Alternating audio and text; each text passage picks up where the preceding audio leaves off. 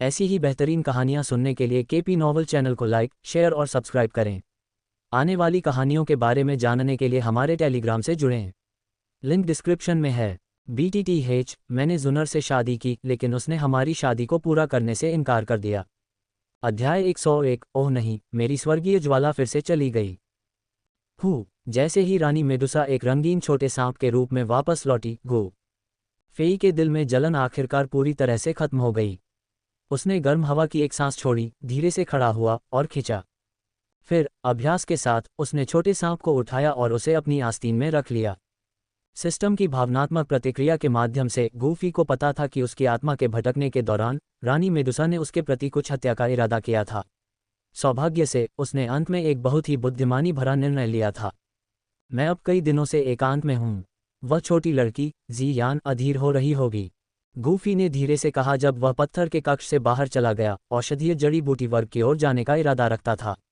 वह अभी भी जियान की स्थिति से अनजान था। भाई गूफी, तुम्हें जियान की जांच करनी चाहिए। लगता है उसके साथ कुछ गड़बड़ है। उसी समय जियोनजान पास आया। जियान, उसे क्या हो गया है? गूफी ने थोड़ा सा मुंह बनाया, फिर उसकी आकृति चमक उठी। जहां वह खड़ा था वहां से गायब हो गया। जब वह फिर से प्रकट हुआ तो वह पहले से ही प्रकाश के कोकून के पास था। कोकून की सतह बैंगनी प्रकाश की बारी बारी से चमक रही थी, बिल्कुल दिल की धड़कन की तरह। गूफी महसूस कर सकता था कि हर बार जब कोकून की रोशनी बदलती थी तो स्वर्ग और पृथ्वी की ऊर्जा उसमें समा जाती थी, जिससे कोकून की चमक और भी तेज हो जाती थी। उसके साथ कुछ भी गलत नहीं है। बस यह है कि इस छोटी लड़की ने बहुत सारे स्वर्गीय खजाने खा लिए हैं, लेकिन उन्हें पचा नहीं पाई है और अब वह आगे बढ़ रही है। गूफी के चेहरे पर बेबसी का भाव दिखाई दिया। जियान इस समय आगे बढ़ रही थी, लेकिन अगर वह खुद इस प्रक्रिया को पूरा करती तो इसमें आधे साल से ज्यादा समय लग सकता था। जियान की मदद के बिना गूफी के लिए पिल दायरे को छोड़ना असुविधाजनक होता और वह उसे यूं ही पीछे नहीं छोड़ सकता था। भाई गूफी, क्या जियान ठीक है? कुछ ही देर बाद जियोंगजान आया। उसने गूफी से कुछ चिंता के साथ पूछा। जियान आगे बढ़ रही है। इस दौरान मैं उसकी प्रगति में तेजी लाने में मदद करूंगा, इसलिए मुझे आपकी कुछ औषधीय जड़ी बूटियों का इस्तेमाल करना पड़ सकता है। गूफी ने सीधे जवाब दिया। कोई बात नहीं भाई गूफी, आप जो चाहें इस्तेमाल कर सकते हैं। जियोंगजान ने लापरवाही से उसे टाल दिया। हालांकि उसने बहुत सारी जड़ी बूटियां इकट्ठी की थीं, लेकिन वह उन्हें खुद गोलियों में नहीं बदल सकता था। अब 8वें दर्जे के कीमियागर के साथ संबंध बनाने के मौके पर वह कंजूस कैसे हो सकता है?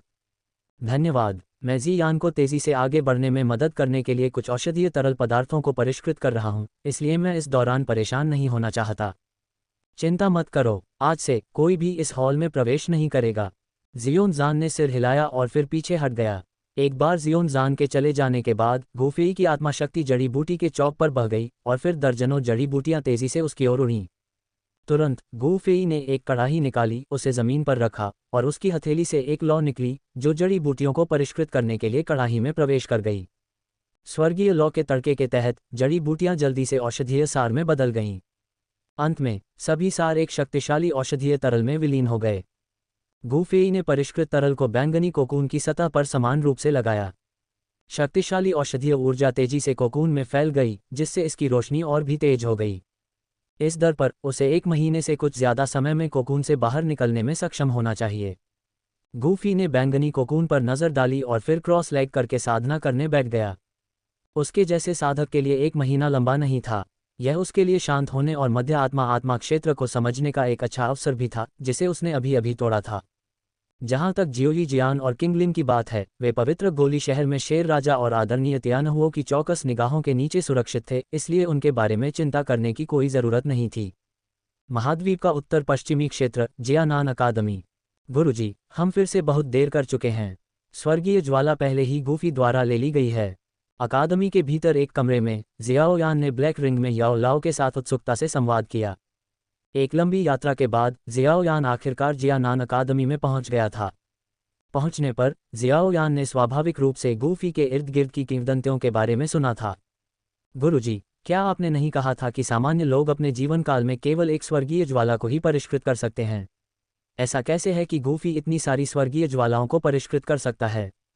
जब याओ लाओ चुप रहे तो जियाओयान ने पूछना जारी रखा। लौ मंत्र की साधना जारी रखने में उनका विश्वास डगमगा रहा था। सिद्धांत रूप में किसी के लिए लौ मंत्र के अलावा कई स्वर्गीय ज्वालाओं को परिष्कृत करने का कोई और तरीका नहीं होना चाहिए। ब्लैक रिंग में याओ लाओ का चेहरा आश्चर्य से भर गया, जब तक कि वह व्यक्ति लौ मंत्र की साधना भी न कर रहा हो। एक क्षण के बाद याओ लाओ ने अनुमान लगाया, जियाओ यान, क्या तुम्हें याद है कि मैंने तुम्हारे विश्वासघाती वरिष्ठ भाई के बारे में तुम्हें पहले क्या बताया था? याओ लाओ ने धीरे से कहा, उस समय उसने मुझे धोखा दिया और एक निश्चित साधना पद्धति के लिए आत्माओं के हॉल के साथ मिलीभगत की। हालांकि उसने जो पद्धति प्राप्त की थी वह अधूरी थी। गुरु, क्या आप ये कह रहे हैं कि गूफी ने हान फैंग से अपूर्ण लौ मंत्र प्राप्त किया होगा? यही कारण है कि वह कई स्वर्गीय लपटों को परिष्कृत कर सकता है। जियाओ यान की आंखों में एहसास की एक झलक चमक उठी। ब्लैक कॉर्नर क्षेत्र में प्रवेश करने के बाद जियाओ यान ने मेडिसिन सम्राट हान फैंग के बारे में सुना था और याओ लाओ से उसके विश्वासघाती कामों के बारे में जाना था। हाँ, इन सभी कारकों पर विचार करते हुए यही एकमात्र स्पष्टीकरण है जो समझ में आता है। याओ लाओ ने दृढ़ता से सिर हिलाया। गुरु, अगर यह सच है तो गूफी स्वर्गीय ज्वालाओं की तलाश जारी रखेगा। जियाओ यान हिचकिचाया। इस बिंदु पर लौ मंत्र में उसकी उम्मीदें लगभग धराशायी हो गई थीं, क्योंकि उसके और गूफी के बीच का अंतर इतना बड़ा था कि वह कल्पना भी नहीं कर सकता था कि वह उसे पकड़ पाएगा। जियाओ यान, बहुत निराश मत हो। दुनिया बहुत बड़ी है और उसके लिए सभी स्वर्गीय ज्वालाओं को इकट्ठा करना असंभव है। आपके पास अभी भी एक मौका है। याओ लाओ हार नहीं मानना चाहता था और उसने जियाओ यान को प्रोत्साहित करना जारी रखा। उम्मीद है कि जियाओ यान वह कार्य पूरा करेगा जो उसने कभी पूरा नहीं किया था। इसके अलावा याओ लाओ ने लौ मंत्र से जो सीखा था उससे खुद को पुनर्जीवित करने के लिए उसे एक नए शरीर को परिष्कृत करने के लिए किसी ऐसे व्यक्ति की मदद की जरूरत थी जिसके पास कई स्वर्गीय ज्वालाएं हों। ठीक है गुरु, हालांकि यह साधना पद्धति अब कमजोर है, लेकिन यह एकमात्र ऐसी पद्धति है जो मुझे आम लोगों से आगे निकलने और अभूतपूर्व शिखर पर पहुंचने का मौका देती है। एक पल के लिए हिचकिचाने के बाद जियाओ यान ने आखिरकार लौ मंत्र की साधना जारी रखने का फैसला किया।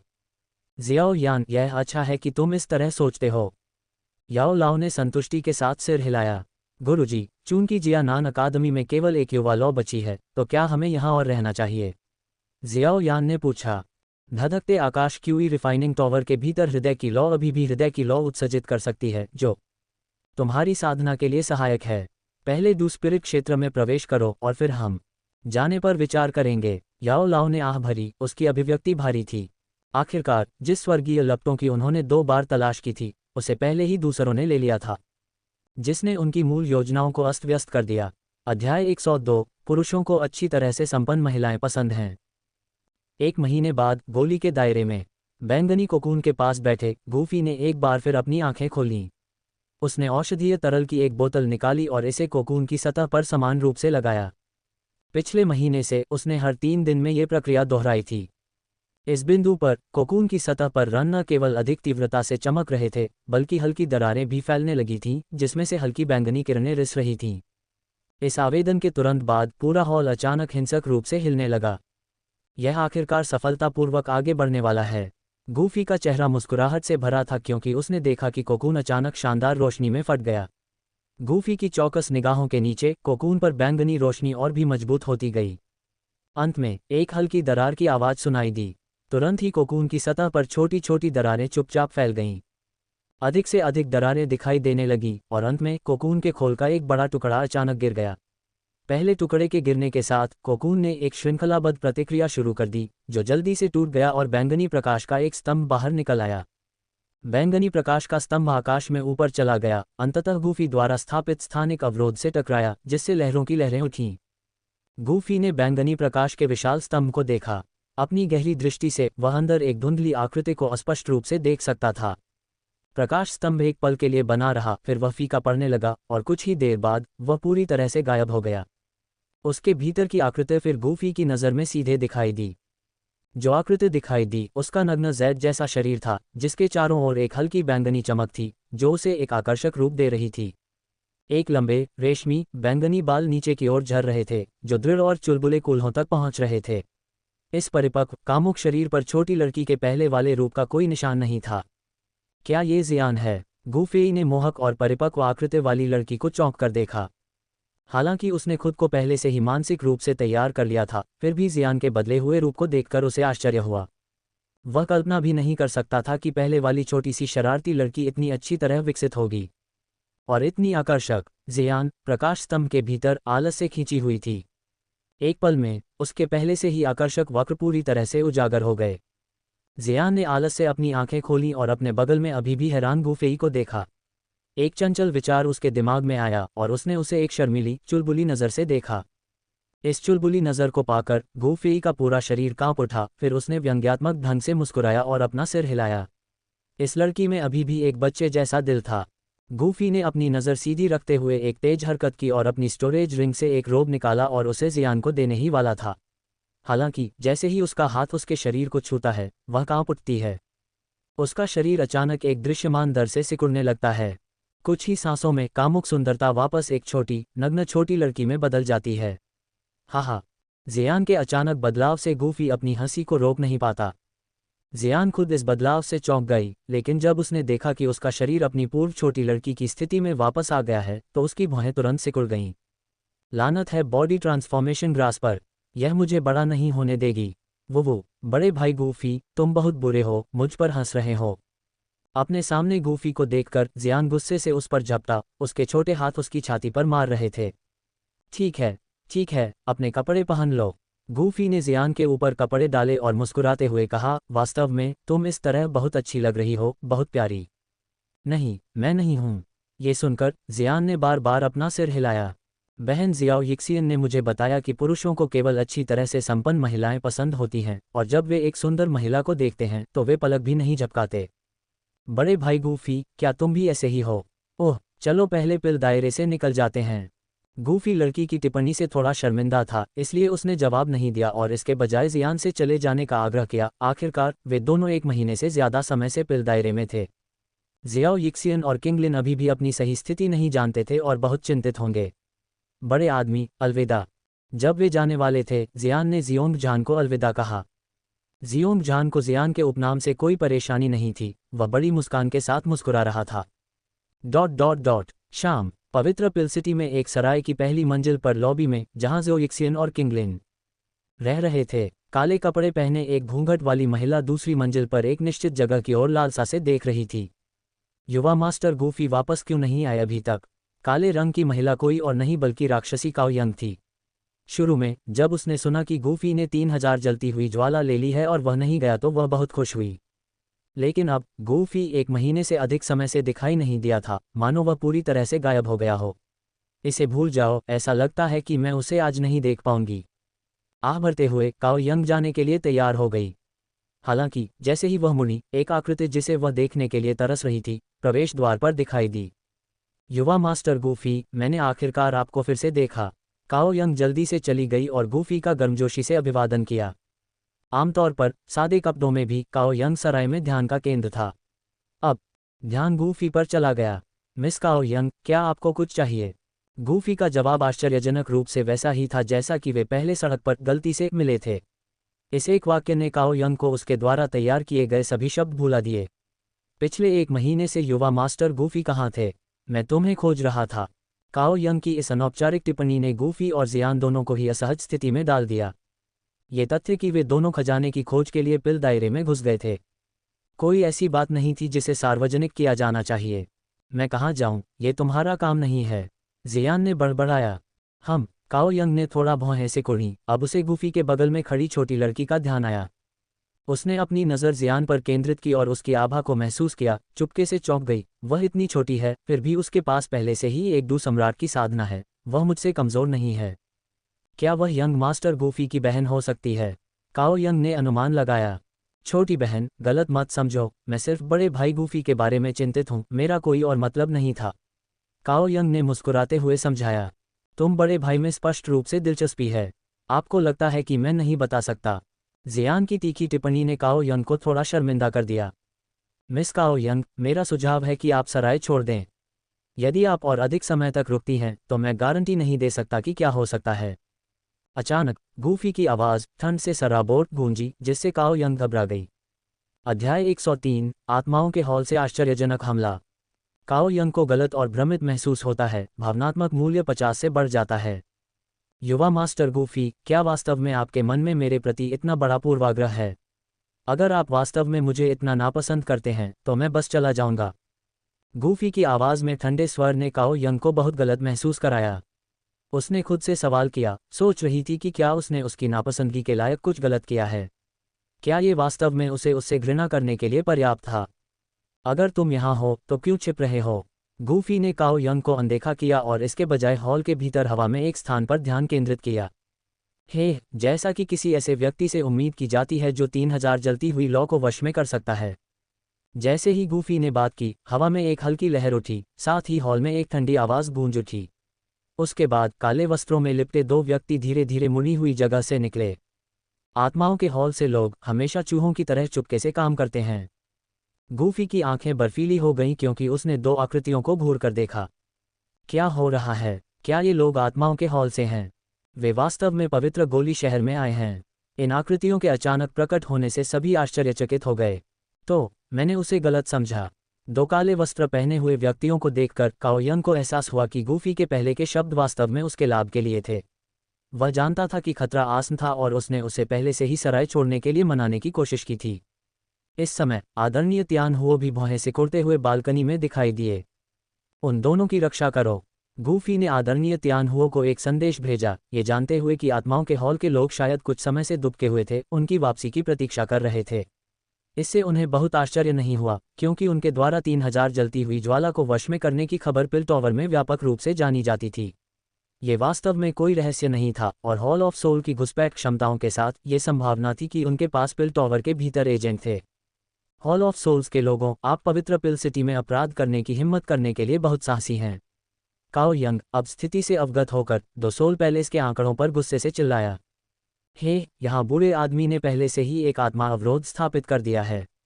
कुछ समय तक यहाँ कुछ भी होता हुआ किसी को नजर नहीं आएगा, बूढ़े लोगों में से एक ने भयावह लहजे में कहा। उसकी आत्मा की शक्ति को देखते हुए ऐसा लग रहा था कि वह आत्मा के दायरे में पहुंच गया है। इस बीच गूफी ने भावनात्मक मूल्यों से मिली प्रतिक्रिया के माध्यम से इन दो लोगों की पहचान पहले ही पता लगा ली थी। उनमें से एक एल्डर मूगू था जो याओ चेन के समान ही शिक्षक था। दूसरा ओल्ड घोस्ट झाई जिंग था।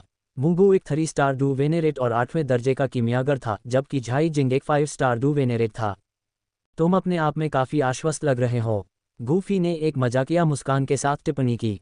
तुम जैसे नौसिखिए से निपटने के लिए मुझे पूरा भरोसा है। एल्डर मूगू ने गूफी की आवाज में व्यंग्य को पूरी तरह से अनदेखा करते हुए उपहास किया। मैं तुम्हें सलाह देता हूं कि तुम अभी 3000 जलती हुई लौ सौंप दो और शायद मैं तुम्हारी जान बख्शने पर विचार करूं। मेरी जान बख्शना? मुझे लगता है कि तुम्हें अपने बारे में ज्यादा चिंतित होना चाहिए, गूफी ने फिर से व्यंग्यात्मक लहजे में जवाब दिया। जैसे ही उसने बात की, उसके माथे से आत्मा शक्ति का एक बड़ा उछाल फूट पड़ा, जिसने एक आत्मा तलवार बनाई जिसने आत्मा अवरोध को काट दिया। कोर सोल मैरो के साथ अपनी आत्मा को तड़का लगाने के बाद गूफी की आत्मा शक्ति लगभग स्वर्गीय आत्मा क्षेत्र तक पहुंच गई थी। एल्डर मूगू ने जो आत्मा अवरोध स्थापित किया था, वह गूफी की आत्मा तलवार के सामने कुछ भी नहीं था और लगभग तुरंत ही टूट गया। अवरोध के नष्ट होने के साथ सराय के भीतर उतार चढ़ाव वाली ऊर्जाएं फैलने लगीं।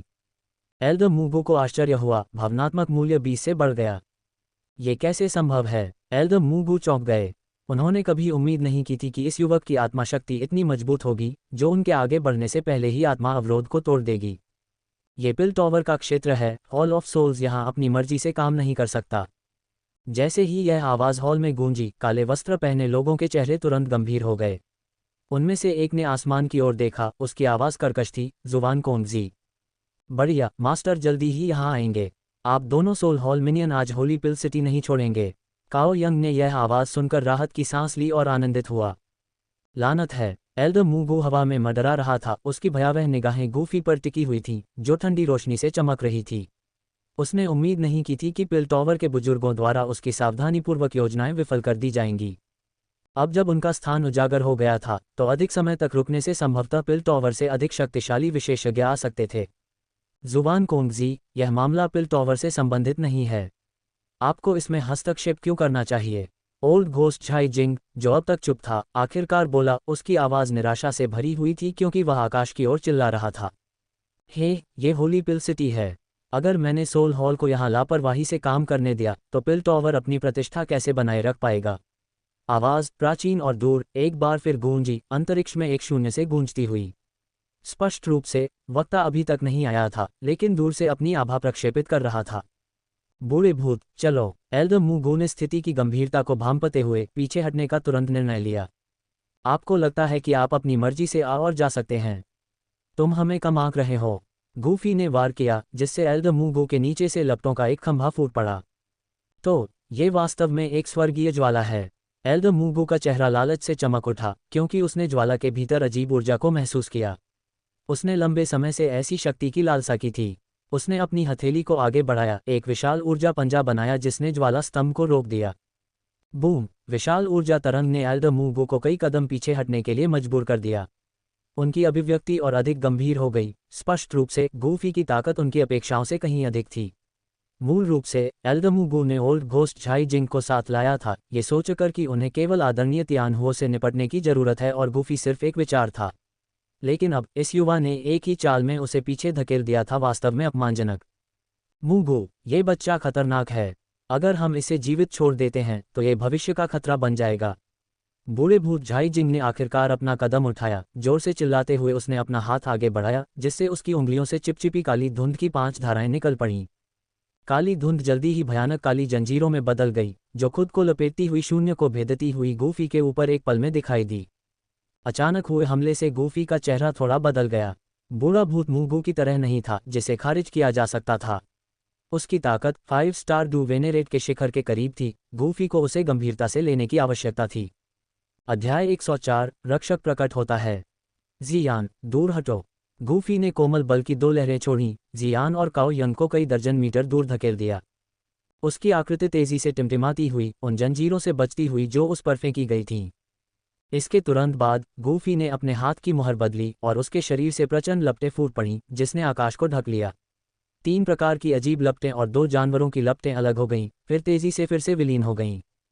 5 रिंग फ्लेम एक्सपेलिंग तकनीक।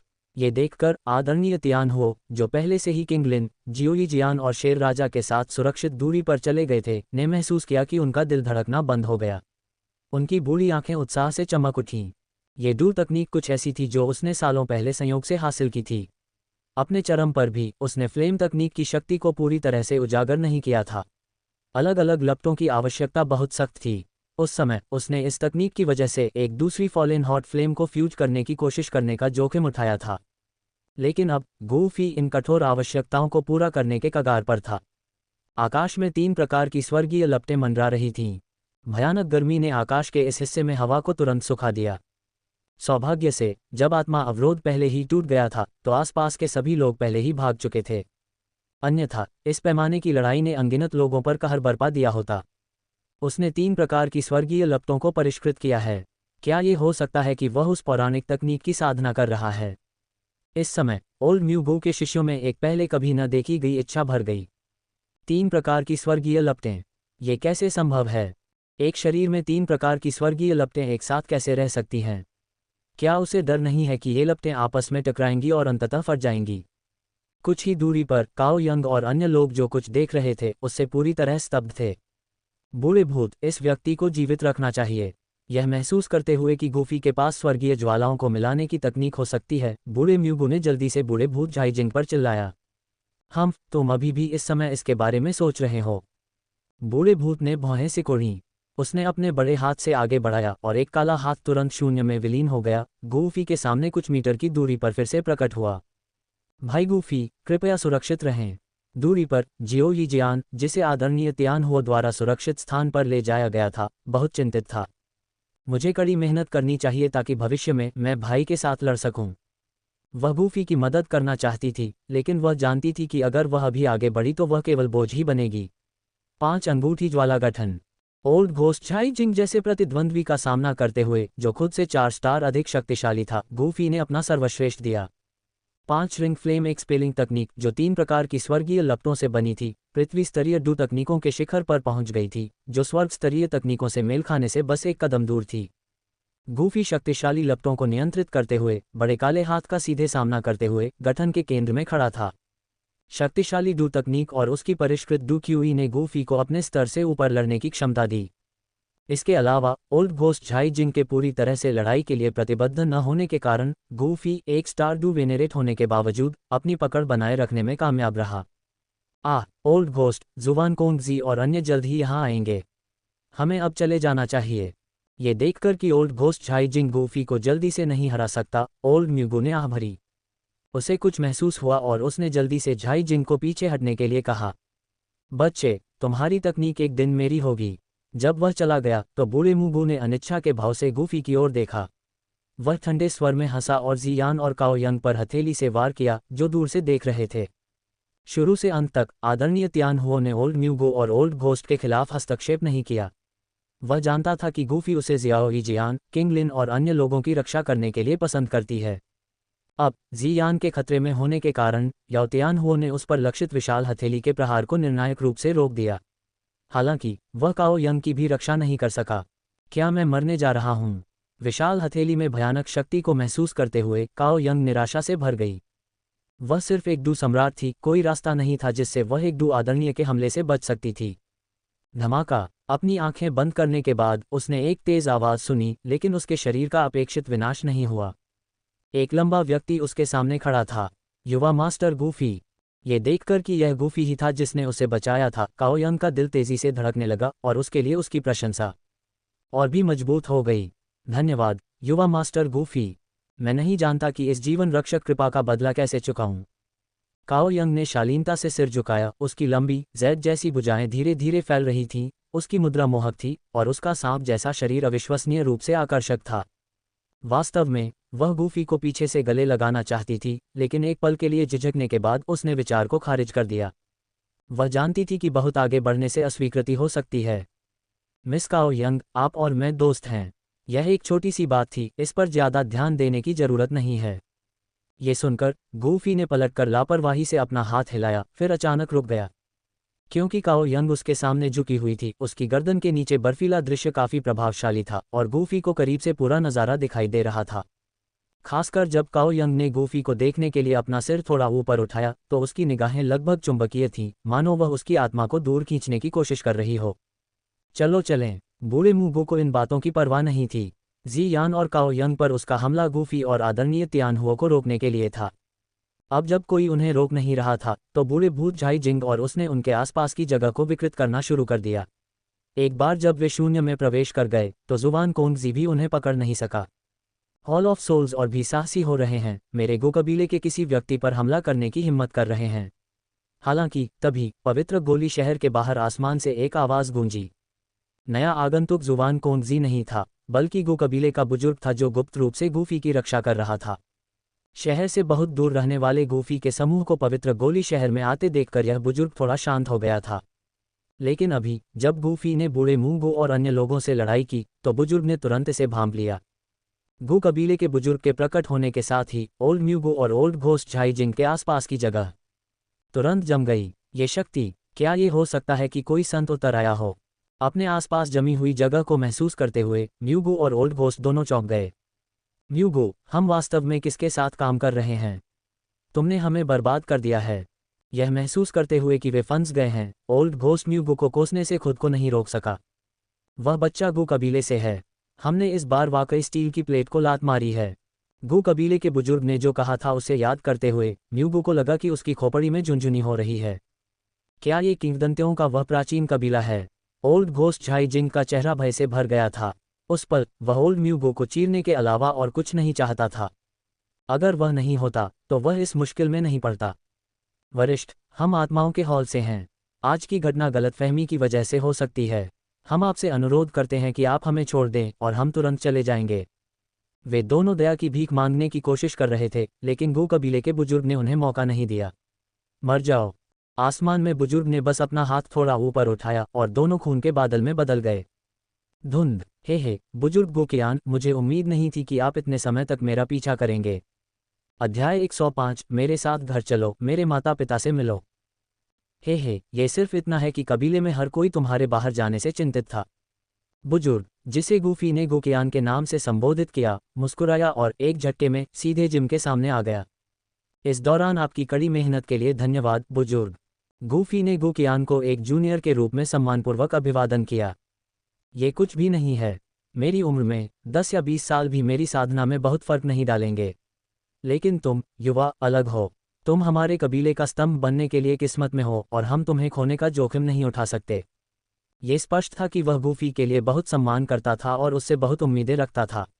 इस बार उसे गूफी के पास छिपकर रहने के लिए नियुक्त किया गया था, न केवल उसकी रक्षा करने के लिए बल्कि उसका निरीक्षण करने और उसका आकलन करने के लिए भी।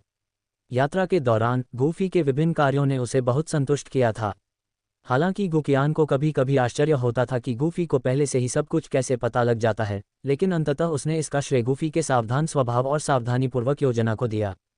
ऐसा लगता है कि उन प्राचीन कुलों में भी गूफी का बहुत महत्व है। गूफी द्वारा बचाए जाने के बाद काओ यंग ने उस पर अपनी नज़रें गड़ाए रखीं। गूफी और गुकियान के बीच बातचीत सुनकर उसकी नज़रों में कोमलता सदमे में बदल गई। हालांकि काओ परिवार कोई सुपरकुल नहीं था, लेकिन पिलटॉवर के साथ उनके संबंध ने उन्हें महाद्वीप के रहस्यों के बारे में कुछ जानकारी दी। ऐसा कहा जाता था कि प्राचीन कुल डुक्यूई महाद्वीप पर नहीं रहते थे, बल्कि स्वतंत्र स्थानों पर रहते थे, जिनमें से प्रत्येक के पास स्वर्ग और पृथ्वी को हिला देने वाली शक्तियां थीं। यहाँ तक कि पिलटॉवर और हॉल ऑफ सोल जैसी शीर्ष शक्तियां भी किसी भी प्राचीन कुल से मेल नहीं खाती थीं। इस एहसास के साथ काओ यंग की आंखों में नुकसान की भावना चमक उठी। गूफी की चमक इतनी चकाचौंध करने वाली हो रही थी कि उसने उसे लगभग निगल लिया। क्या उसके जैसा कोई कभी गूफी जैसे प्रतिभाशाली और शक्तिशाली व्यक्ति के साथ रहने की उम्मीद कर सकता है? काओ यंग प्रशंसा का अनुभव करता है। जोड़ 40 भावनात्मक मूल्य। काओ यंग सदमे और उदासी का अनुभव करता है। जोड़ 40 भावनात्मक मूल्य। अपने दिमाग में लगातार सूचनाएं सुनकर गूफी ने अपनी आंख के कोने से काओ यंग को देखा। इस छोटी जादूगरनी की भावनाएं निश्चित रूप से बहुत बदल रही हैं, गूफी ने मन ही मन सोचा। उसी समय उनके ऊपर आसमान में अचानक एक और आंसू दिखाई दिया। एक बूढ़ा आदमी उसमें से बाहर निकला, जुवान कोंगजी, जो देर से आया था। नमस्कार एल्डर। गुकियान की उपस्थिति ने उसे तनाव में डाल दिया और वह जल्दी से उसका अभिवादन करने के लिए आगे बढ़ा। मम्मा, गुकियान ने सिर हिलाया और कहा, आज की घटनाओं से ये स्पष्ट है कि पिलटॉवर की सुरक्षा को अभी भी मजबूत करने की आवश्यकता है। वरिष्ठ, आप बिल्कुल सही हैं। ये घटना वास्तव में पिलटॉवर की लापरवाही थी, जिसने सोल हॉल के लोगों को शहर के भीतर अपराध करने की अनुमति दी। जुवान कोंगजी ने कोई खंडन किए बिना गंभीरता से उत्तर दिया। ये कहने के बाद जुवान कोंगजी ने गुकियान के बगल में खड़े गूफी को देखा और अंदर ही अंदर आश्चर्यचकित हुए बिना नहीं रह सका। ऐसा लगता है कि इस युवक को प्राचीन कुलों में भी बहुत महत्व दिया जाता है। सिर्फ 2 महीनों में 2 डू संत विशेषज्ञ उसकी सहायता के लिए आ गए हैं। थोड़ी देर बाद जियाओ यीजियान, याओ तियानहुओ, किंगलिन और लान किंग भी घटनास्थल पर पहुंच गए। गूफी, तुम कबीले में कब वापस आने की योजना बना रहे हो? गुकियान ने अचानक पूछा, गुजियोनग द्वारा पहले पूछे गए सवाल की पुनरावृत्ति करते हुए। इस बार गूफी ने पहले ही अपना मन बना लिया था। सोल हॉल ने अभी अभी 2 डू वेनेरेट को खोया था और वे इसे आसानी से जाने नहीं देंगे। उनके तरीकों को जानते हुए वे निश्चित रूप से गुप्त रूप से जांच करेंगे, जो अनिवार्य रूप से उन्हें गूफी तक ले जाएगा। अगर वह बाहर रहा तो कौन जानता है कि हुन कबीला क्या पागलपन कर सकता है।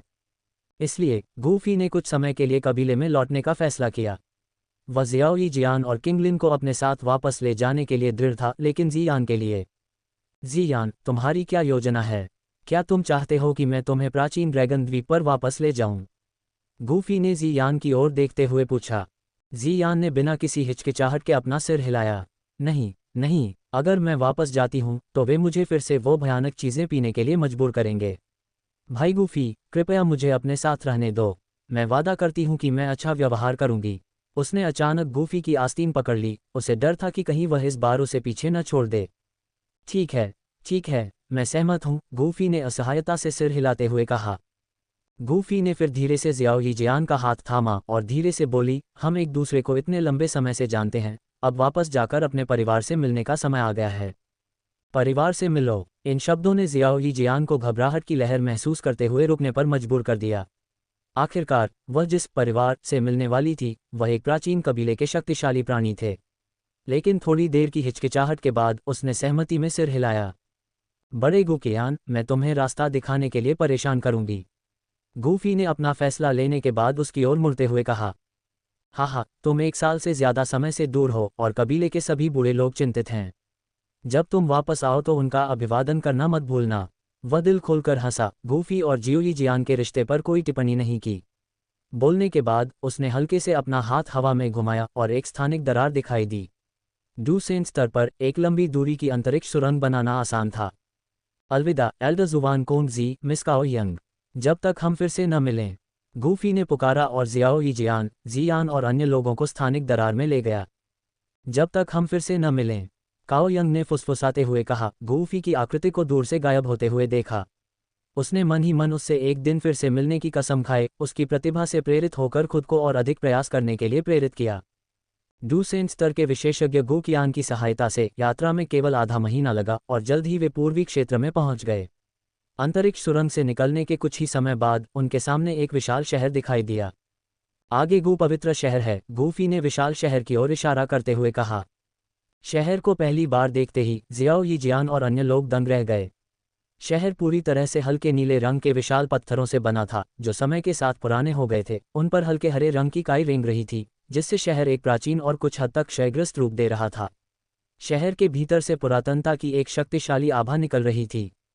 ये जगह एक शानदार जगह लगती है, थोड़ा जीर्ण शीर्ण, जियान ने बड़बड़ाते हुए कहा। शहर को उसने जो कल्पना की थी उससे अलग पाया। गूफी ने थोड़ा मुस्कुराया और समझाया, गो पवित्र शहर हमारे डूडी पूर्वजों द्वारा प्राचीन काल से बनाया गया था। आप जो अवरोध देख रहे हैं उसमें डूडी की शक्ति का एक निशान है। इस अवरोध की रक्षा के साथ गो पवित्र शहर लगभग अभेद्य है। डूडी की शक्ति, ये सुनकर सभी ने गहरी सांस ली। कोई आश्चर्य नहीं कि वे शहर के जितना करीब पहुंचे, उनकी आत्माओं पर दमनकारी शक्ति उतनी ही मजबूत होती गई।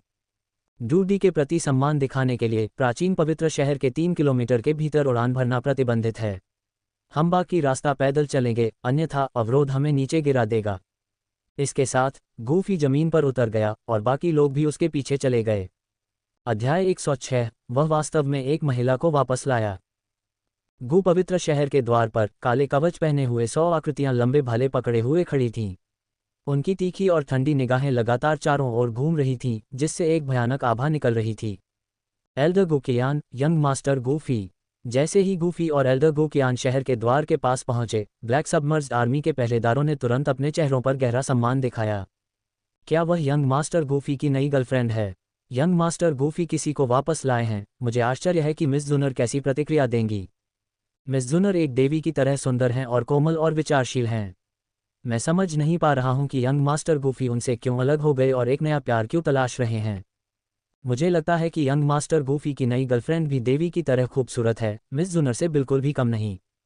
रास्ते में कई लोगों ने जियाओ यीजियान पर टिप्पणी की, उसके रूप रंग पर चर्चा की और गूफी के साथ उसके रिश्ते के बारे में अटकलें लगाईं। उसके आसपास हो रही शोरगुल भरी चर्चाओं ने उसे असहज महसूस कराया और उसने अनजाने में अपना सिर थोड़ा नीचे कर लिया। उसकी बेचैनी को देखते हुए गूफी ने धीरे से अपना हाथ उसकी कमर पर लपेटा। चिंता मत करो, मैं यहाँ हूँ, उसने उसके कान में फुसफुसाया। उसकी सांस उसके गाल पर पड़ रही थी, जिससे उसे कुछ राहत मिली। जैसे ही उन्होंने गूफी को उसे पकड़े हुए देखा, चर्चा की आसपास की आवाज़ें तुरंत शांत हो गईं। चारों ओर कई शक्तिशाली आकृतियों को देखकर किंग लिन और लान किंग थोड़े संयमित दिखाई दिए। दूसरी ओर जियान अधिक लापरवाह थी, उसकी आंखें उत्सुकता से इधर उधर घूम रही थीं। हम यहाँ हैं। गूफी के नेतृत्व में समूह जल्दी से गो पवित्र शहर के केंद्र में पहुंच गया। उन्हें आश्चर्य हुआ कि यह समतल क्षेत्र नहीं बल्कि एक शांत झील थी। क्या हम यहाँ से गो दायरे में जाएंगे? याओ तियान हुओ ने पूछा, गो कबीले के बारे में थोड़ा बहुत जानते हुए भी विवरण नहीं। जैसे ही जियान पूछने वाला था, शांत झील अचानक लहराने लगी और एक भयानक स्थानिक बल बाहर की ओर विकीर्ण होने लगा। जियान प्राचीन शून्य ड्रैगन शाही वंश का होने के कारण स्थानिक उतार चढ़ाव के प्रति सबसे अधिक संवेदनशील था और इस स्थानिक बल की अपार शक्ति को स्पष्ट रूप से महसूस कर सकता था। जैसे ही स्थानिक बल जारी होता रहा, प्रकाश की एक चमकदार किरण आकाश में ऊपर उठी, जो सीधे गो पवित्र शहर की ऊर्जा ढाल से जुड़ गई। तारांकन गड़गड़ाहट। तारांकन झील से धीरे धीरे एक काला स्थानिक द्वार ऊपर उठा, जिससे शक्ति की गंभीर और राजसी लहरें निकल रही थीं, जिससे कमजोर साधना वाले लोग असहज महसूस कर रहे थे। ये द्वार गु दायरे से जुड़ता है। मैं तुम्हें अंदर ले जाऊंगा, एल्डर गगनयान ने स्थानिक द्वार से रास्ता दिखाते हुए कहा। चलो अंदर चलते हैं, गूफी ने कहा और जियाओ यीजियान और किंग लिन को गेट की ओर ले गया। बिना किसी हिचकिचाहट के वे अंदर चले गए और खुद को गु दायरे में पाया। ... यहाँ ऊर्जा बहुत प्रचुर है। यह बाहर की तुलना में कई गुना अधिक केंद्रित है। यहाँ खेती करना अविश्वसनीय रूप से तेज होना चाहिए। गु दायरे में प्रवेश करने पर सभी ने हवा में समृद्ध ऊर्जा महसूस की। कोई आश्चर्य नहीं कि ये प्राचीन कबीले इतनी प्रतिभाएं पैदा करते हैं, उनके पास खेती के लिए इतना प्रमुख स्थान है, शेर राजा ने आह भरी। गो दायरे का निर्माण एक डूडी द्वारा किया गया था और अनगिनत वर्षों से हमारे कबीले के डूसेंट पावरहाउस द्वारा पोषित किया गया था। यह एक आत्मनिर्भर दुनिया है। हालांकि यह डूक्यूई महाद्वीप से छोटा है, लेकिन इसकी ऊर्जा कहीं अधिक प्रचुर है, गूफी ने समूह को समझाया। गु कबीले की ताकत उनके शक्तिशाली आधार के कारण अनगिनत वर्षों तक बनी रही। जैसे जैसे वे बातचीत कर रहे थे, आकाश धीरे धीरे काला होता गया और ऊपर बादलों में हल्की गड़गड़ाहट होने लगी। तभी उन्हें एहसास हुआ कि दूर से अनजाने में एक तूफान आ गया था जो उनकी दिशा में बढ़ रहा था। जियान ने बादलों को देखा और अचानक कहा, उन बादलों पर कुछ है। चिंता मत करो, गूफी ने उसके सिर पर थपथपाते हुए उसे आश्वस्त किया, ये हमारे गू कबीले की अंतरिक्ष शटल नाव है। जैसे जैसे काले बादल करीब आते गए, एक विशाल उड़ता हुआ युद्धपोत नजर आया। समूह गू कबीले की भव्यता पर आश्चर्यचकित हुए बिना नहीं रह सका। यहाँ तक कि मेहमानों का स्वागत करने के लिए भी वे ऐसे प्रभावशाली जहाज़ों का उपयोग करते हैं। ये अकेले ही डूक्यू महाद्वीप पर 90% बलों को कुचल सकते हैं, है न? चलो सवार हो जाएं, गूफी ने कहा और जियाओ यी जियान को स्पेस शटल बोर्ड पर ले गया। युद्धपोत पर ब्लैक सबमर्ज्ड आर्मी का कड़ा पहरा था, प्रत्येक सदस्य एक लंबा भाला पकड़े हुए था जो एक भयावह आभा बिखेर रहा था। हम गू पवित्र पर्वत श्रृंखला की ओर जा रहे हैं। इस पर्वत श्रृंखला के बाहर कई गू कबीले के वंशज रहते हैं। उनके जीवन को परेशान न करने की कोशिश करें, गूफी ने समझाया। गू कबीले के वंशज, क्या वे गू कबीले के सदस्य हैं? जियान ने भ्रमित होकर पूछा। बिल्कुल नहीं, गू कबीले के वंशज हमारे कबीले के सबसे निचले स्तर के हैं, लेकिन सबसे महत्वपूर्ण भी हैं। वे कभी गू कबीले के मूल थे, लेकिन जैसे जैसे समय बीतता गया और कबीले का विस्तार होता गया, उनमें डूडी वंश कमजोर होता गया और उनकी प्रतिभा पहले जैसी उत्कृष्ट नहीं रही, गू फेई ने समझाया। बेशक उनमें से बहुत से हैं और समय समय पर उत्परिवर्तन या जागृति होती रहती है। जब किसी मजबूत वंश शक्ति वाले व्यक्ति की खोज की जाती है तो उन्हें कबीले के संसाधन प्राप्त होते हैं और वे आधिकारिक तौर पर गो कबीले के सदस्य बन जाते हैं, जिससे उन्हें कई लोगों का सम्मान मिलता है। समूह समझ गया कि गो कबीले की प्रतिभाएं वास्तव में सर्वश्रेष्ठ में से सर्वश्रेष्ठ थीं, जिन्हें अनगिनत लोगों में से चुना गया था। आम लोग बाहरी लोगों को इतनी आसानी से गो दायरे में नहीं ला सकते थे। गू फेई की स्थिति ने उन्हें यह विशेषाधिकार दिया, जैसा कि एल्डगो कियान के पिछले रवैये से स्पष्ट है। जैसे ही वे गो पवित्र पर्वत श्रृंखला के पास पहुंचे, कई लोगों ने उन्हें देखा। भाई गू फेई, बहुत समय हो गया। गू यूनियो मुस्कुराते हुए उसके पास आए। उसे पता था कि गूफी एक औरत को वापस लेकर आया है, लेकिन उसने उम्मीद नहीं छोड़ी थी। उसके हिसाब से कई पत्नियां रखना कोई मुद्दा नहीं था। हालांकि गूफी ने पहले कबीले के नेता की बेटी से शादी की थी, जिससे शायद ऐसा होने से रोका जा सकता था, लेकिन अब जब उसने और जुनर ने तलाक ले लिया है तो वह चिंता दूर हो गई है। भाई गूफी वाकई लोकप्रिय है। जियो यी जियान ने गूफी को गो कबीले की लड़कियों से मिल रहे ध्यान को देखा, थोड़ा दबाव महसूस किया। उसने अपना सिर नीचे किया और उसके पीछे पीछे चली गई। यूनियो, बहुत समय हो गया, मुझे कुछ काम निपटाने हैं, चलो अगली बार बात करते हैं। गूफी ने अभिवादन करने वालों को उदासीनता से उत्तर दिया और फिर जिया यी जियान का हाथ थाम लिया, उसे अपने पहाड़ की ओर ले गया। जियाओ यी जियान ने उसके इरादे को समझते हुए अंदर से गर्मजोशी महसूस की। भाई गूफी वास्तव में एक बाहरी महिला को वापस लाया है। अब जब उसने जुन एर को तलाक दे दिया है तो मैं। गू याओ, जो बहुत दूर नहीं था, ने उत्साह के साथ गूफी को देखा। आह, वह लड़की जुन एर बहुत मूर्ख है, उसने इतना अच्छा पति खो दिया। गू किंग यांग, एक और गू कबीले के प्रतिभाशाली व्यक्ति ने आह भरी। हालांकि गू किंग यांग अब एक स्टार डू वेनेरेट था, वह गूफी से 7 या 8 साल बड़ा था और उनकी साधना गति में अंतर स्पष्ट था। बड़े भाई किंग यांग, वहां बहुत जीवंत लग रहा है, क्या हो रहा है? जुन एर गू किंग यांग के पास पहुंची। उसने अभी अभी शाही वेदी के बपतिस्मा का पहला चरण पूरा किया था, 2 सितारा डू सम्राट चरण तक पहुंची थी। इस सफलता के साथ जुन एर का आत्मविश्वास सर्वकालिक उच्च स्तर पर था और उसके चेहरे पर हमेशा एक आत्मविश्वास भरी मुस्कान रहती थी। गूफी वापस आ गया है, गू किंग यांग ने सीधे उत्तर दिया। वह वापस आ गया है। ये सुनकर जुन एर का पहला विचार गूफी को देखना था। अब वह उसके सामने अपनी साधना प्रतिभा दिखाना चाहती थी, तो मैं उससे मिलने जाऊंगी। जैसे ही जुन एर आगे बढ़ने वाली थी, गू किंग यांग ने उसे रोक दिया। क्यों, क्या मैं उसे नहीं देख सकता? तुम देख सकती हो, लेकिन गूफी इस बार अकेले वापस नहीं आया, वह अपने साथ एक महिला को लाया है। वह एक महिला को वापस लाया है। जुन एर उन शब्दों को सुनकर स्तब्ध रह गई। उसने उम्मीद नहीं की थी कि गूफी वास्तव में एक बाहरी महिला को गो दायरे में वापस लाएगा। उस पल जुन एर को ये देखने की इच्छा हुई कि गूफी किस तरह की महिला को वापस लाया है। अध्याय 107, वर्तमान और पूर्व प्रेमी मिलते हैं। TLN, मुझे पता है कि आप में से कुछ लोग इसका बेसब्री से इंतजार कर रहे हैं। बहुत जल्द गूफी सभी को उस पर्वत शिखर पर ले गया जहां वह रहता था। शिखर काफी एकांत में था, बादलों और धुंध के भीतर छिपा हुआ था। शिखर पर प्राकृतिक ऊर्जा की सांद्रता बाहरी दुनिया की तुलना में लगभग 10 गुना थी। भाई गूफी, क्या ये पूरा पर्वत शिखर तुम्हारा है? जियान ने सुंदर दृश्य को देखते हुए पूछा। जियान को आश्चर्य हुआ। भावना मूल्य जोड़ 100। ये जगह बहुत खूबसूरत है। मेरे विपरीत, जब मैं अपने कबीले में वापस लौटी तो मुझे लगा कि मैं एक राजकुमारी हूँ। उन्होंने मुझे रहने के लिए एक छोटा जर्जर द्वीप दिया। जियान ने अपने पिछले अनुभव को याद करते हुए आह भरी। एक जर्जर द्वीप, ये सुनकर गूफी असहाय होकर मुस्कुराए। अगर उसके कबीले के सदस्यों ने उसे यह कहते हुए सुना तो वे शायद इतने क्रोधित हो जाएंगे कि वे खून थूक देंगे। हालांकि प्राचीन शून्य ड्रैगन कबीले को शायद प्राकृतिक सुंदरता की बहुत परवाह नहीं है। मैं वहां रहता हूँ। गूफी ने सीढ़ियों पर एक बांस के घर की ओर इशारा किया जो पास ही में था। बांस का घर बड़ा नहीं था, लेकिन इसमें महिलाओं और याओ तियानहुओं के रहने के लिए पर्याप्त कमरे थे, जबकि शेर राजा ने पास में एक गुफा खोली थी। हाँ, गुरु का अनुसरण करना मेरे जीवन का अब तक का सबसे अच्छा निर्णय था। शेर राजा ऐसी जगह पर होने के लिए बेहद उत्साहित था। भले ही उसे भविष्य में कोई और सौभाग्यपूर्ण घटना न मिले, लेकिन उसे विश्वास था कि वह यहाँ 7वें रैंक तक साधना कर सकता है। याओ तियानहुओं को कोई आपत्ति नहीं थी। आखिरकार उसके पुराने दोस्त बहुत पहले ही मर चुके थे। अब जब वह पुनर्जीवित हो गया था और गूफी का अनुसरण कर रहा था, तो यह एक बुरा विकल्प नहीं था। इसके अलावा वह किंगलिन के साथ अच्छी तरह से घुल मिल गया था, इसलिए उनके पास अक्सर बात करने के लिए चीजें होती थीं। याद रखें, ये हमारे कबीले का नियम है कि बाहरी लोग गू कबीले के आम लोगों से बातचीत नहीं कर सकते। गू पवित्र पर्वत श्रृंखला से अकेले बाहर न निकलें। सभी को बैठाने के बाद गूफी ने उन्हें कुछ निर्देश दिए और फिर जाने के लिए तैयार हो गया। जियाओ यी जियान इस अपरिचित जगह में असहज महसूस कर रहा था। जल्दी से खड़ा हुआ और पूछा, तुम कहाँ जा रहे हो? गूफी ने पीछे मुड़कर देखा। जियाओ यी जियान को प्यार भरे भाव से देखा। मैं लंबे समय से गू दायरे से दूर था। अब जब मैं वापस आ गया हूं तो मुझे कबीले के बुजुर्गों से मिलना चाहिए। यह एक आवश्यक औपचारिकता है। चिंता मत करो, ये गू दायरा है। यहाँ बहुत कम लोग हैं जो मेरे लिए परेशानी खड़ी करने की हिम्मत करेंगे। गूफी। चूंकि गूफी को बुजुर्गों से मिलना था, इसलिए जियाओ यी जियान उसे रोक नहीं सका और अनिच्छा से उसे जाने दिया। उसने जो कहा वह सच था। गू दायरे में बहुत कम लोग थे जो उसके साथ खिलवाड़ करने की हिम्मत कर सकते थे। हालांकि एक व्यक्ति जो परेशानी पैदा कर सकता था और कर सकता था, वह पहले से ही गू दायरे में था और वह वहां जा रही थी। गूफी अभी अभी निकला था जब जुन एर पहाड़ की चोटी पर पहुंची।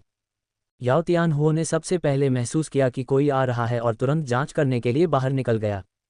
गू कबीले में वास्तव में साधना प्रतिभाएं पैदा होती हैं। ये लड़की इतनी छोटी है और फिर भी पहले से ही डू सम्राट है। याओ तियानहुओं ने जुन एर को देखकर प्रशंसा में आहें भरने से खुद को नहीं रोक पाया। उसे थोड़ी ईर्ष्या महसूस हुई। युवती, तुम यहाँ क्यों आए हो? चूंकि यह किसी और का क्षेत्र था, इसलिए याओ तियानहुओं ने बहुत विनम्रता से बात की। ये सुनकर जुन एर ने बिना कोई जवाब दिए बस उसकी तरफ देखा। उसकी नज़र बांस के घर पर ही टिकी रही। याओ तियानहुओं के प्रकट होने के बाद जियान, जियाओ यी जियान और किंगलिन को भी एहसास हुआ कि कोई आया है और बांस के घर से बाहर चला गया। जुन एर ने तीनों महिलाओं को देखा। उसकी नज़र आखिरकार जियाओ यी जियान पर टिकी। क्या ये वही महिला है जिसे गू फेई ने चुना है? एक साथ खड़े जियाओ यी जियान, किंगलिन और जियान ने जुन एर का ध्यान आकर्षित किया, लेकिन ये स्पष्ट था कि जियाओ यी जियान ही वह थी जिसे वह ढूंढ रही थी। अन्य दो बहुत छोटी लग रही थीं। जुन एर की नज़र जियाओ यी जियान पर स्कैनर की तरह घूम रही थी, मानो वह उसका हर विवरण देखना चाहती हो। जियाओ यी जियान की सुंदरता साधारण नहीं थी। उसका पतला सुंदर शरीर और एक अलौकिक आभा थी, जिसने जुन एर को कुछ हद तक खतरा महसूस कराया। आखिरकार एकमात्र क्षेत्र जहां उसे जियाओ यी जियान पर बढ़त थी, वह था साधना स्तर। खतरा महसूस करने के बावजूद जुनर ने इसे नहीं दिखाया। इसके बजाय वह तिरस्कारपूर्वक मुस्कुराए। वह कौन है? जियाओ यी जियान ने जुनर में अन्य महिलाओं से अंतर महसूस किया। अन्य महिलाएं गू फेई की प्रशंसा करती थीं, लेकिन जब उन्होंने उसे उसके साथ देखा तो अधिकांश ने उसे ईर्ष्या या जलन से देखा। हालांकि यह महिला शत्रुता से भरी हुई थी। जुनर की निगाहों को देखते हुए जियाओ यी जियान की छठी इंद्री ने उसे बताया कि इस व्यक्ति का शायद गू फेई के साथ गहरा रिश्ता था। युवती, तुम यहाँ क्यों आए हो? जियाओ यी जियान ने पूछा। क्या मैं भाई गू फेई से मिलने नहीं आ सकती? हम बचपन से एक दूसरे को जानते हैं, हम बचपन के प्रेमी थे। जुनर ने जानबूझकर गू फेई के साथ अपने अस्पष्ट रिश्ते पर जोर दिया, लेकिन उसने उनकी शादी और तलाक का जिक्र नहीं किया क्योंकि यह शेखी बघारने वाली बात नहीं थी। वह सिर्फ जियाओ यी जियान को भड़काने के लिए आई थी। ओह, तो तुम भाई गूफी के दोस्त हो? कृपया अंदर आओ। जियो यी जियान ने थोड़ा आराम किया, ये सोचकर कि जुन एर गूफी की बचपन की दोस्त है। आखिर किस लड़के का बचपन का कोई प्रेमी नहीं होता? लेकिन जुन एर के अगले शब्दों ने उसे डर का एहसास कराया। मैं अंदर नहीं जाऊंगी। भाई गूफी ने इस प्रशिक्षण यात्रा पर जाने से पहले मेरे कमरे में कुछ छोड़ा था और मैं उसे वापस करने आई हूँ। जुन एर ने जानबूझकर यह कहा। उसकी आंखों में उत्तेजना का भाव था। भाई गूफी ने उसके कमरे में कुछ छोड़ा है। उसके बिस्तर पर। ये सुनकर जियो यी जियान का दिल तेजी से धड़कने लगा। जुन एर के शब्दों में बहुत सारे निहितार्थ थे। गूफी इस महिला के कमरे में गया था और उसने उसके बिस्तर पर भी कुछ छोड़ा था। उसने ऐसा क्या छोड़ा होगा जिसके लिए उसे व्यक्तिगत रूप से उसे वापस करना पड़े? क्या वे उस कमरे में अकेले थे? क्या उन्होंने कुछ ऐसा किया था जैसा उसने और गूफी ने किया था? जियो यी जियान अपने विचारों को भटकने से रोक नहीं पाए। गूफी के लिए उसकी चिंता ने उसकी सांसें तेज कर दी और उसका चेहरा पीला पड़ गया। ये देखकर किंगलिन ने जल्दी से उसका हाथ पकड़ लिया, लेकिन युवा होने के कारण वह जुनर के शब्दों के पीछे छिपे अर्थ को नहीं समझ पाए और उसे नहीं पता था कि जियाओ यी जियान को कैसे सांत्वना देनी चाहिए। जियाओ यी जियान के दुखी भाव को देखकर जुनर के चेहरे पर एक आत्मसंतुष्ट मुस्कान आ गई। गूफी, तुमने जिस महिला को चुना है उसे छेड़ना आसान लगता है। जुनर ने संतुष्टि की भावना महसूस करते हुए सोचा। खतरा महसूस करने के बावजूद जुनर ने इसे नहीं दिखाया। इसके बजाय वह तिरस्कारपूर्वक मुस्कुराए। वह कौन है? जियाओ यी जियान ने जुनर में अन्य महिलाओं से अंतर महसूस किया। अन्य महिलाएं गूफेई की प्रशंसा करती थीं, लेकिन जब उन्होंने उसे उसके साथ देखा तो अधिकांश ने उसे ईर्ष्या या जलन से देखा। हालांकि यह महिला शत्रुता से भरी हुई थी। जुनर की निगाहों को देखते हुए जियाओ यी जियान की छठी इंद्री ने उसे बताया कि इस व्यक्ति का शायद गूफेई के साथ गहरा रिश्ता था। युवती, तुम यहाँ क्यों आए हो? जियाओ यी जियान ने पूछा। क्या मैं भाई गूफेई से मिलने नहीं आ सकती? हम बचपन से एक दूसरे को जानते हैं, हम बचपन के प्रेमी थे। जुनर ने जानबूझकर गूफेई के साथ अपने अस्पष्ट रिश्ते पर जोर दिया, लेकिन उसने उनकी शादी और तलाक का जिक्र नहीं किया क्योंकि यह शेखी बघारने वाली बात नहीं थी। वह सिर्फ जियाओ यी जियान को भड़काने के लिए आई थी। ओह, तो तुम भाई गूफी के दोस्त हो। कृपया अंदर आओ। जियो यी जियान ने थोड़ा आराम किया, ये सोचकर कि जुन एर गूफी की बचपन की दोस्त है। आखिर किस लड़के का बचपन का कोई प्रेमी नहीं होता? लेकिन जुन एर के अगले शब्दों ने उसे डर का एहसास कराया। मैं अंदर नहीं जाऊंगी। भाई गूफी ने इस प्रशिक्षण यात्रा पर जाने से पहले मेरे कमरे में कुछ छोड़ा था और मैं उसे वापस करने आई हूँ। जुन एर ने जानबूझकर यह कहा, उसकी आंखों में उत्तेजना का भाव था। भाई गूफी ने उसके कमरे में कुछ छोड़ा है। उसके बिस्तर पर। ये सुनकर जियो यी जियान का दिल तेजी से धड़कने लगा। जुन एर के शब्दों में बहुत सारे निहितार्थ थे। गूफी इस महिला के कमरे में गया था और उसने उसके बिस्तर पर भी कुछ छोड़ा था। उसने ऐसा क्या छोड़ा होगा जिसके लिए उसे व्यक्तिगत रूप से उसे वापस करना पड़े? क्या वे उस कमरे में अकेले थे? क्या उन्होंने कुछ ऐसा किया था जैसा उसने और गूफी ने किया था? जियो यी जियान अपने विचारों को भटकने से रोक नहीं पाए। गूफी के लिए उसकी चिंता ने उसकी सांसें तेज कर दी और उसका चेहरा पीला पड़ गया।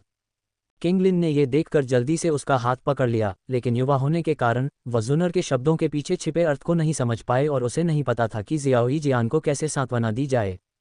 जियाओ यी जियान के दुखी भाव को देखकर जुनर के चेहरे पर एक आत्मसंतुष्ट मुस्कान आ गई। गूफी, तुमने जिस महिला को चुना है उसे चिढ़ाना आसान लगता है। जुनर ने संतुष्टि की भावना महसूस करते हुए सोचा। अध्याय 108। तो तुम्हें छोड़ दिया गया है न? पास में जी यान, जो अक्सर मुखर रहता था, ने देखा कि जियाओ यी जियान जुनर के शब्दों से परेशान था और चिल्लाया, तुम कौन हो? तो क्या हुआ अगर यह कुछ निजी है? बहन जियाओ यी जियान और भाई गूफी जल्द या बाद में एक साथ होने के लिए बाध्य हैं। ऐसा क्या निजी है जो दिखाई नहीं देता? तुम्हारे द्वारा उसे इतने प्यार से भाई गूफी कहने को सुनकर तुम उसके प्रशंसकों में से एक होगे, है न? खैर, मैं तुम्हें साफ साफ बता दूं, भाई गूफी के दिल में पहले से ही कोई खास है, इसलिए तुम्हें बस चले जाना चाहिए। ओह, और अपना बेवकूफ़ी भरा राज अपने साथ ले जाओ। भाई गूफी को वैसे भी इसे देखने में कोई दिलचस्पी नहीं होगी।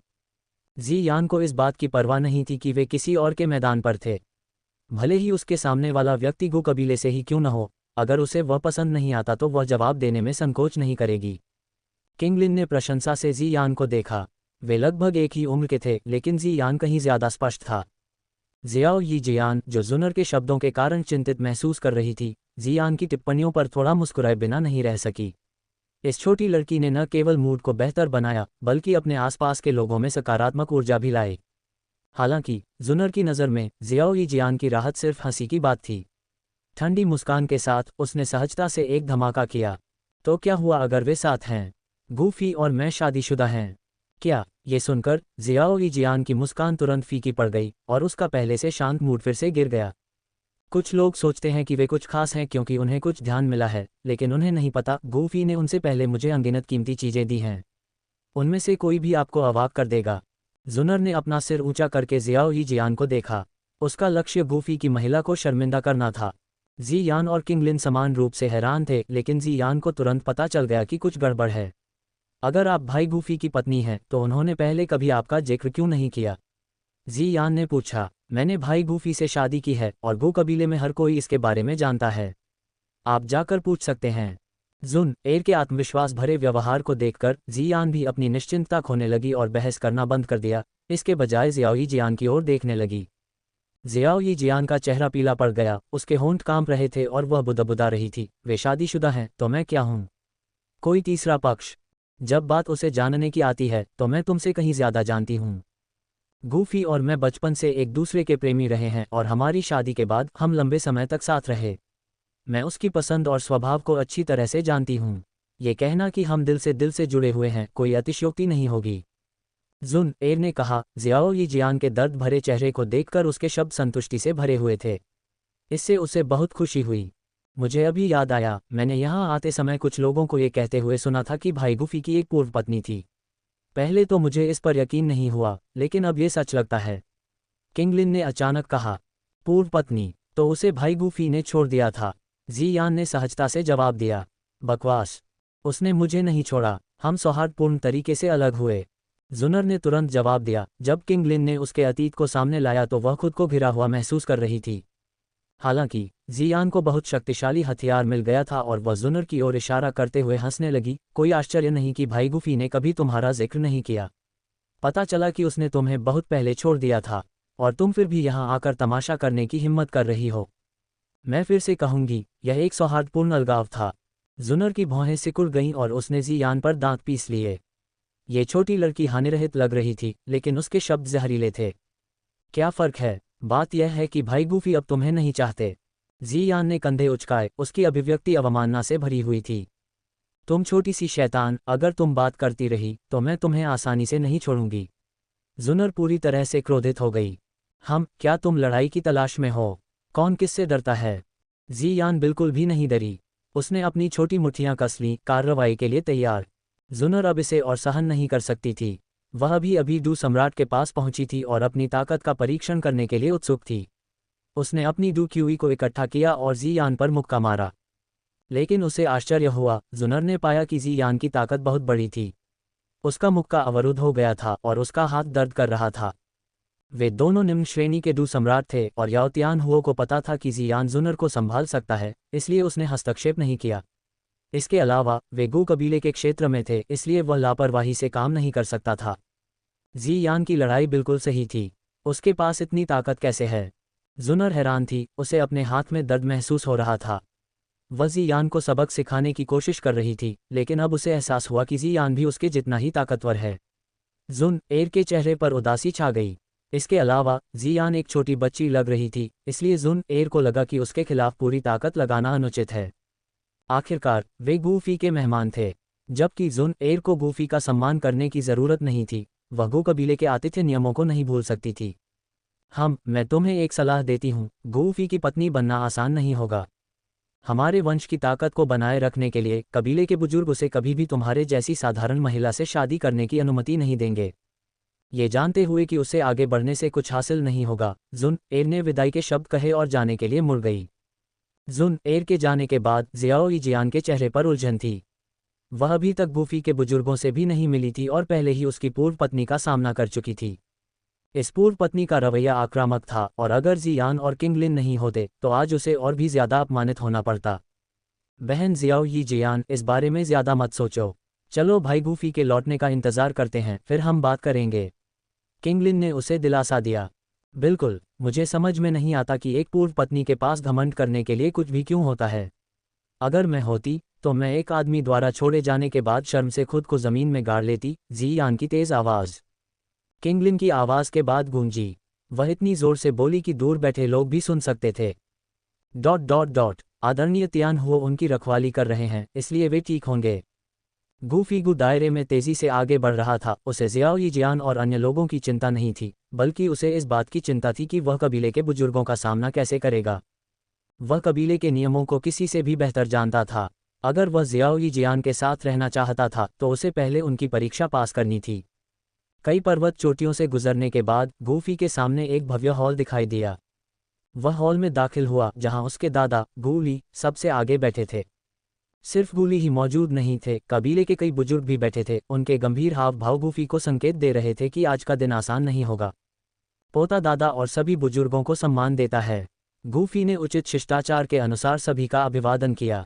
बुजुर्गों ने भी उसके लिए चिंता व्यक्त की, बहुत परवाह दिखाए।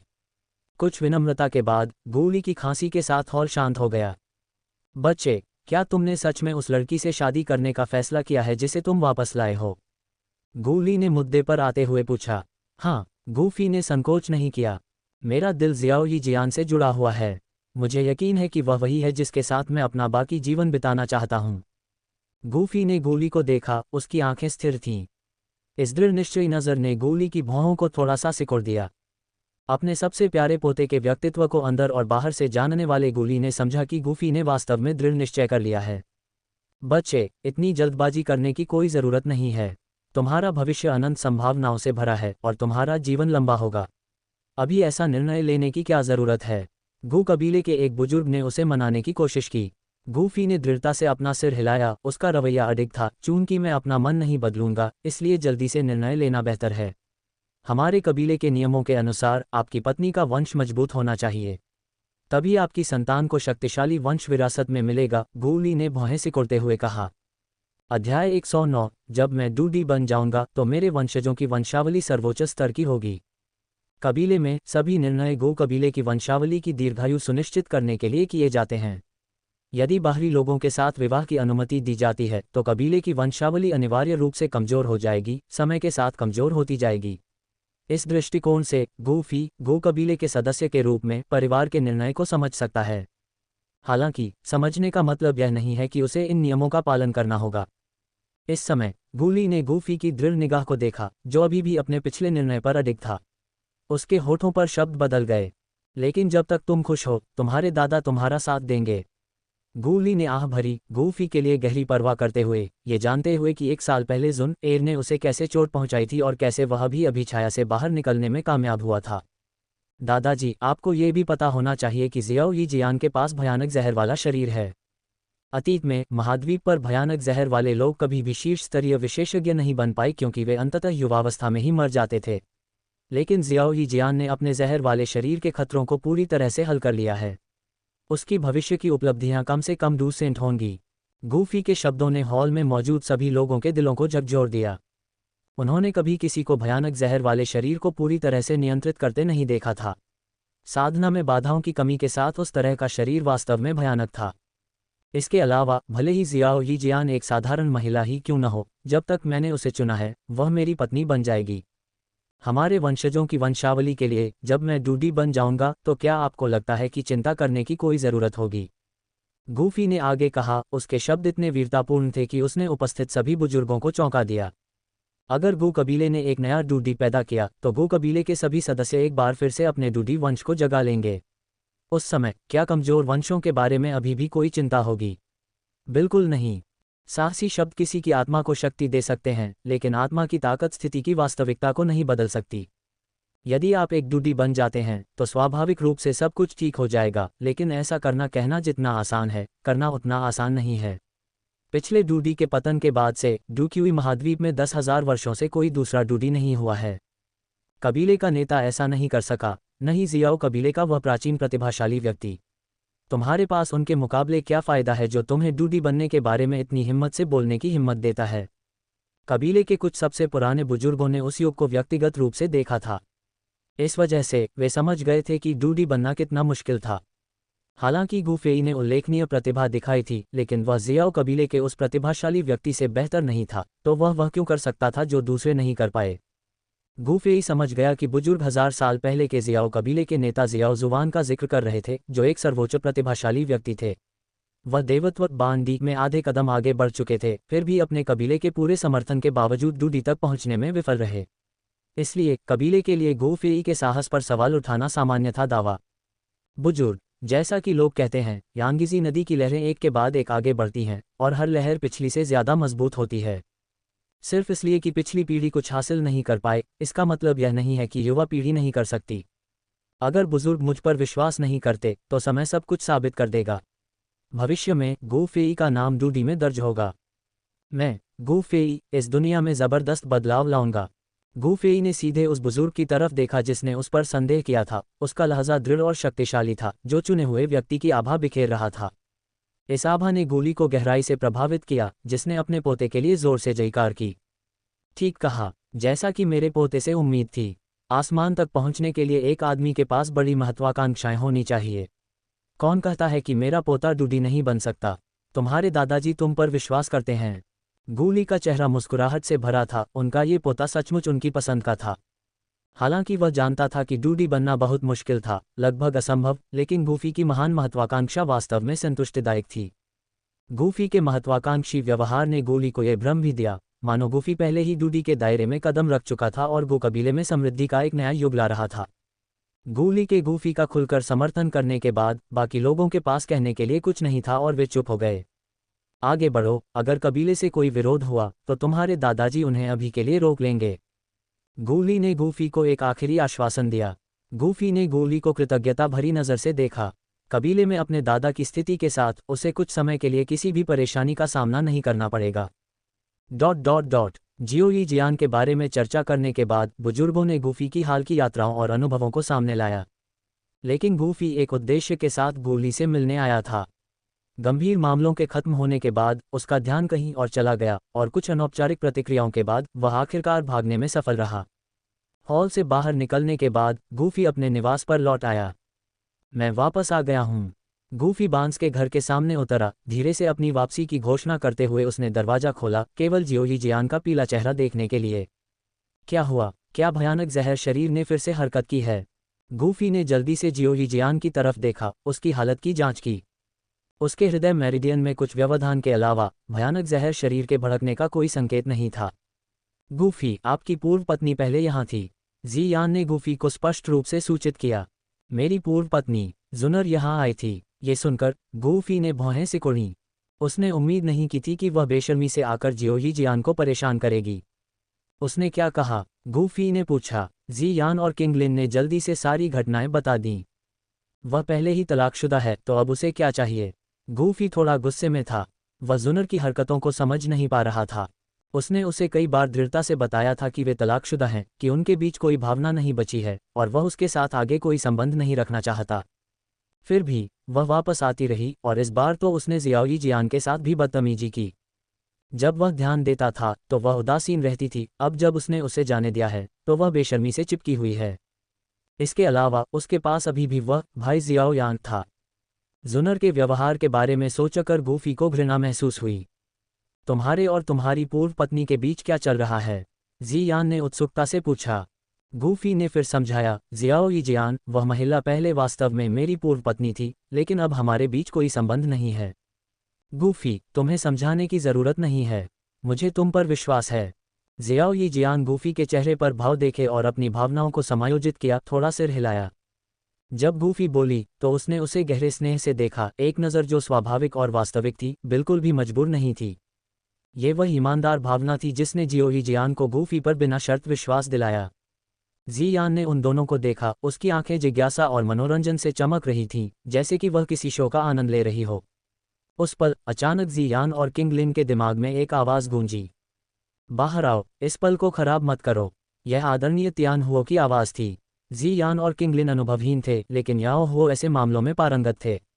उन्होंने दोनों को जल्दी से कमरे से बाहर जाने की याद दिलाई। भ्रमित होने के बावजूद जी यान और किंग लिन चुपचाप कमरे से बाहर चले गए।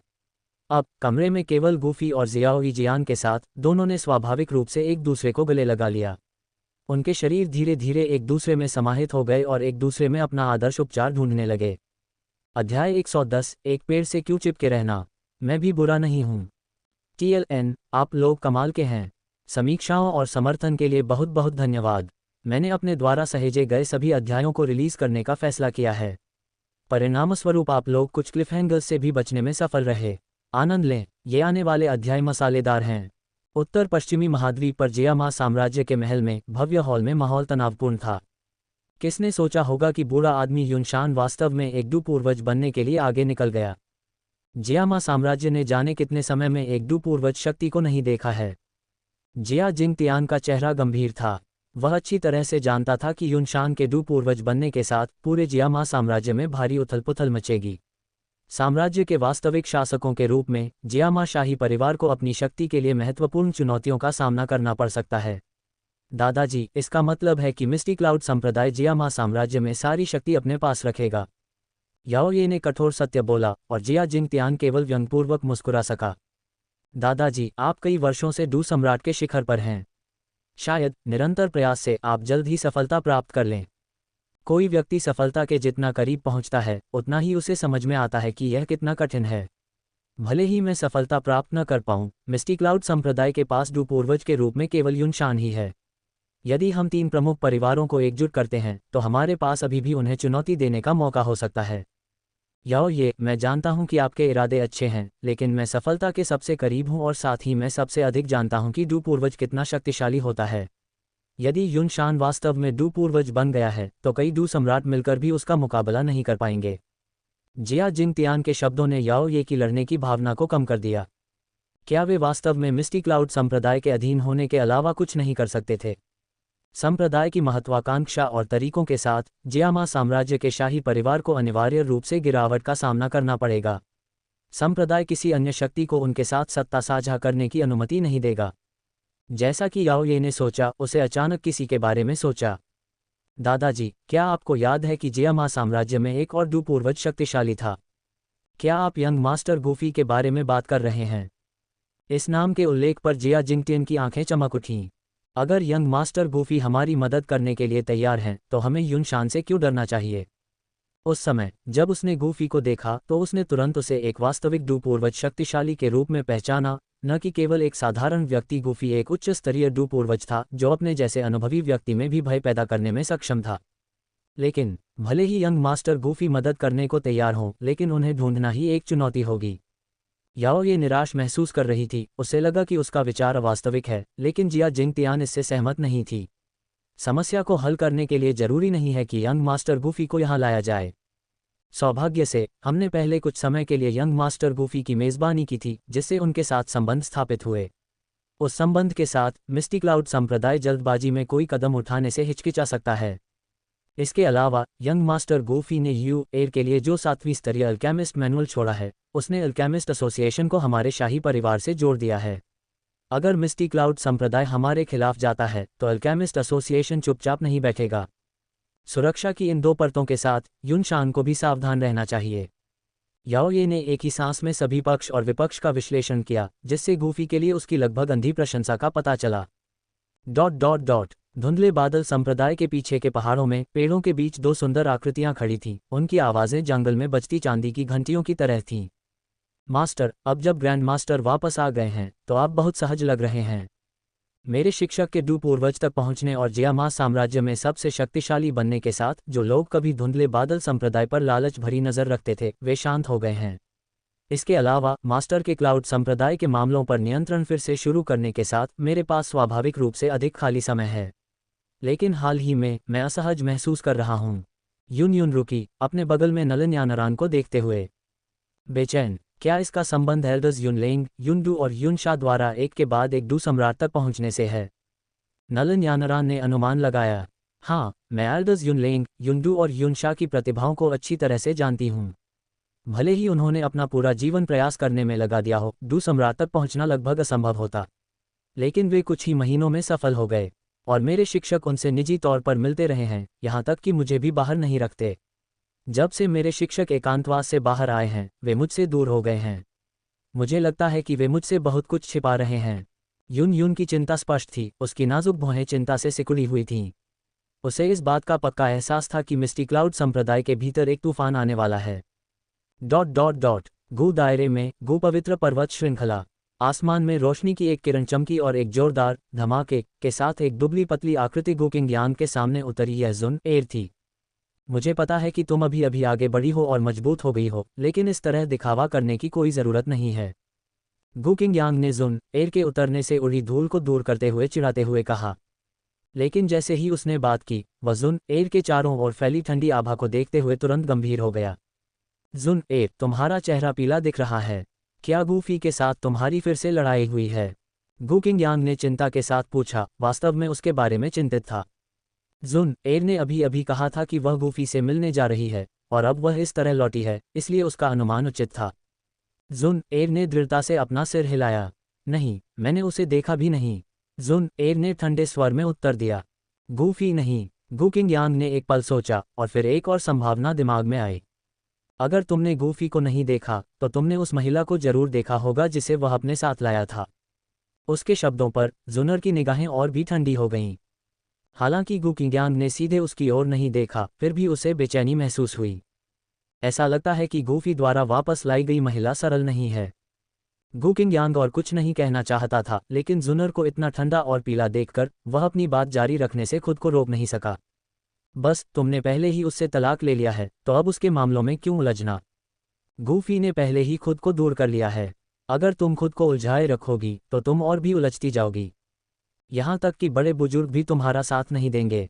किसी ऐसे व्यक्ति के लिए खुद को कलंकित करना उचित नहीं है जो परवाह नहीं करता। भाई किंग यांग ने सही बात कही है। गू किंग यांग के बात खत्म करने से पहले पास से एक आवाज़ आई और हवा में एक आकृति दिखाई दी। यह गू याओ थी। अतीत को अतीत में ही रहने दो, अब आगे बढ़ने का समय है। गू याओ ने मुस्कुराते हुए जुनर को स्पष्ट स्नेह से देखा।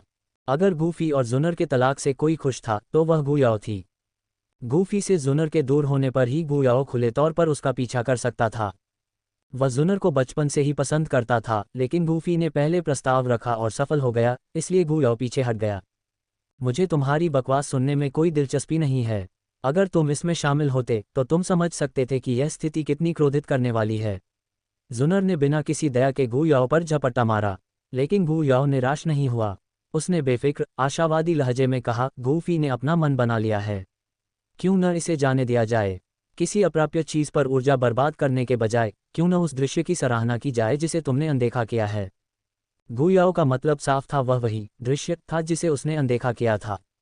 गू दायरे में इतने लंबे समय तक रहने के बाद ऐसा कौन सा दृश्य हो सकता है जिसे अनदेखा किया जा सके? जुन एर ने अधीरता से उत्तर दिया। इतना कहने के बाद उसने गू याओ से निपटने की जहमत नहीं उठाई, कुछ ही पलों में गायब हो गई। उसे जाते हुए देखकर गू याओ अविचलित रही, चुपचाप उसे जीतने की कसम खा रही थी। वह वापस आ गया है, चलो उसे भी देखते हैं, गू किंग यांग ने गू याओ से कहा।